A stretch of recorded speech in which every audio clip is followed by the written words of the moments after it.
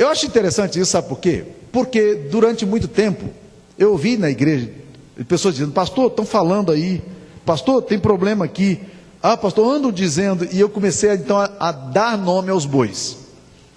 Quem é que anda dizendo o quê?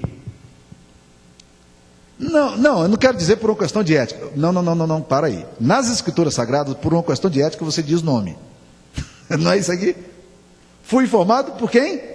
Paulo diz, eu ouvi falar que estão acontecendo. Não, eu fui informado pelos da casa de Cloé. Se os irmãos daquela família estavam mentindo ou fofocando, eles estavam enrolados agora.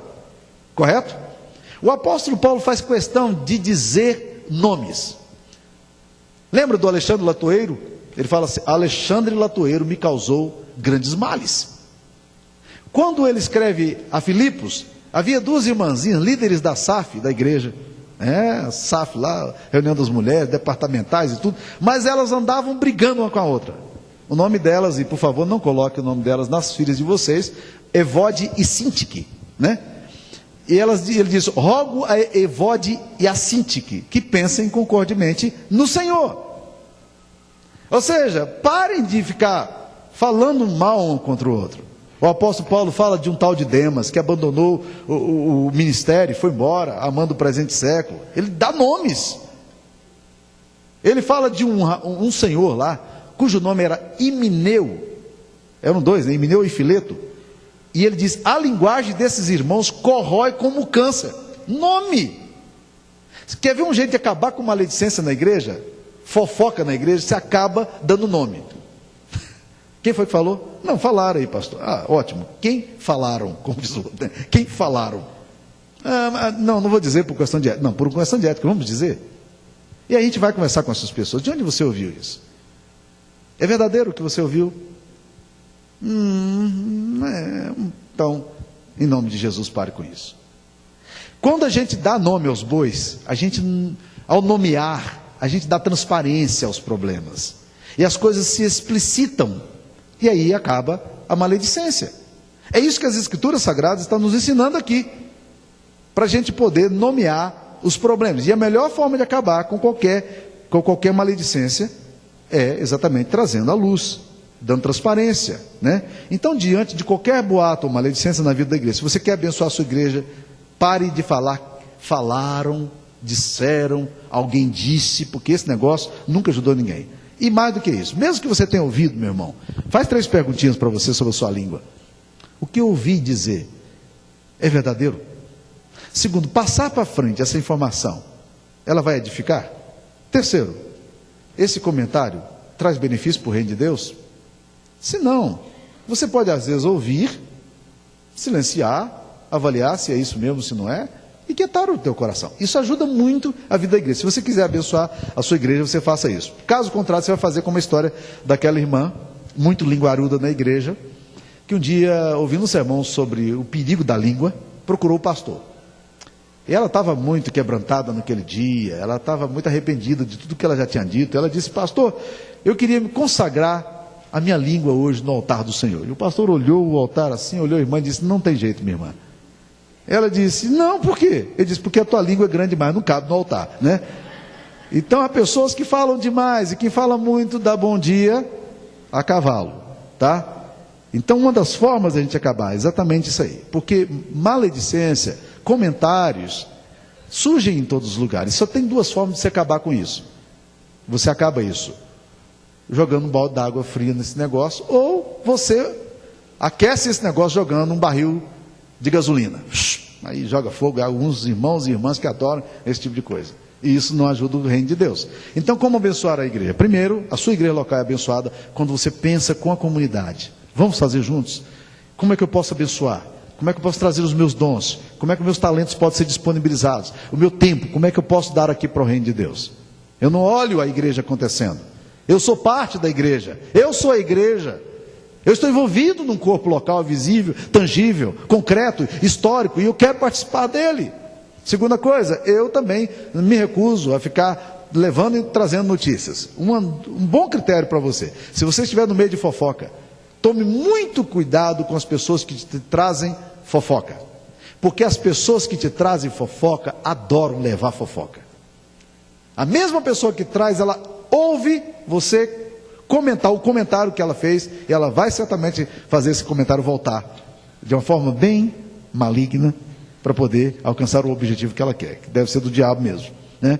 Terceira coisa que o texto aqui está querendo nos dizer: nós precisamos também entender qual é o lugar das lideranças da igreja, porque isso é muito bom para nós hoje, que nós estamos aqui elegendo presbíteros e diáconos, oficiais para a igreja.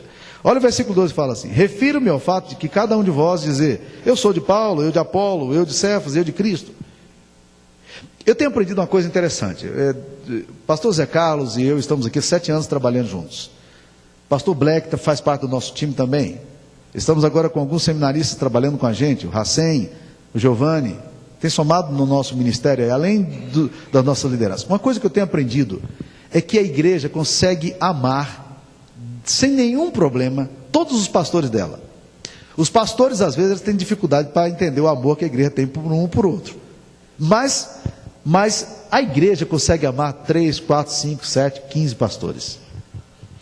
O ponto é o seguinte: se nós soubermos onde é que nós estamos, qual é o nosso ministério, em que lugar que nós estamos servindo, fica muito fácil caminhar, não tem muita crise.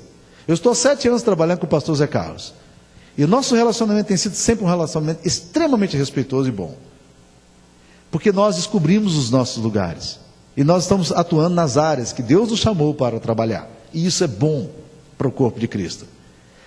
Agora olha o que Deus fala. Tem gente que fala, não, eu sou de Apolo, eu sou de Cristo. Gente, em nome de Jesus, você não abençoa nada a minha vida quando você chega e fazendo um comentário para me elogiar e desprezando o pastor Zé Carlos. Você pode estar certo de que eu vou desviar o assunto, ou eu vou te dar uma resposta meio atravessada. Isso não ajuda. Não ajuda. Sabe por quê? Porque não precisa disso. A igreja de Cristo, ela é feita de membros. E quando a gente entende o lugar dos líderes, quem são os líderes? Líderes são servos. A gente até gosta de dizer que a gente é ministro do Evangelho. O que é ministro na Bíblia? Ministro é servo. Na Bíblia na política secular aí, ministro é alguém importante. Na Bíblia Sagrada, ministro é aquele que serve. Então quando nós temos presbíteros sendo eleitos, diáconos sendo eleitos, o que é que esses homens estão fazendo? Eles vão servir. Os diáconos da nossa igreja, que estão sendo indicados pelo conselho para a eleição hoje, e a eleição já acabou a essas alturas, esses homens, eles estão trazendo os seus dons para a igreja, eles estão trazendo o seu tempo. Irmãos, não é muito raro chegar aqui no domingo de manhã, 8h30 da manhã, eu chego às vezes aqui na igreja, para orar um pouco mais, para olhar as anotações dos sermões. Tem diácono aqui, já vi diácono muitas e muitas vezes aqui, com o rodo na mão, limpando, porque naquela noite caiu uma chuva aqui, eles estavam aqui limpando. Eles não querem nem saber que vocações tem lá no mundo secular, o que eles fazem lá. Eles querem servir a igreja de Cristo. Um dos grandes amigos meus lá de Brasília era um diácono. Ele foi secretário da agricultura do Distrito Federal.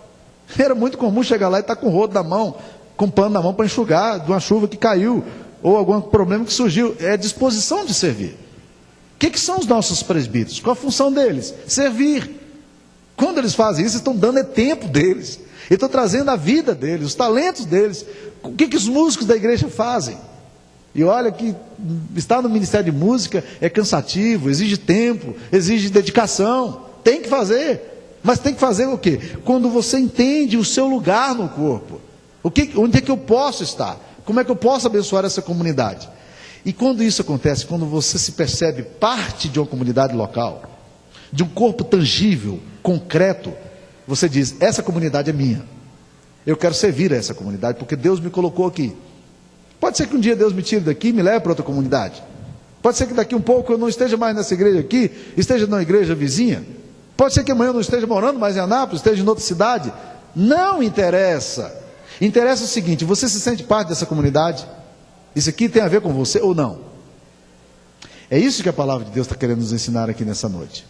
Eu queria muito encorajar, sabe por quê? Porque é assim que a gente abençoa a nossa igreja.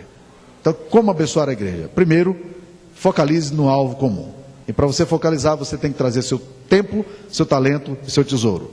É essa comunidade que você quer participar dela? É essa igreja na qual você quer fazer parte? Você está comprometido com essa comunidade local? Você tem recebido benefícios dessa igreja? Você se sente parte dela? É aqui que você quer ficar? Então, meu querido irmão, se disponha. Segunda coisa, no meio de qualquer comentário negativo, dê nome aos bois. Não deixe fofoca caminhar e você deixar a coisa e quem sabe até colocar um pouco mais de lenha na fogueira. Em terceiro lugar, entenda o que um líder no corpo de Cristo faz. O líder, ele é chamado para servir. E é para isso que nós somos chamados, para servir a igreja de Cristo. Que Deus nos abençoe.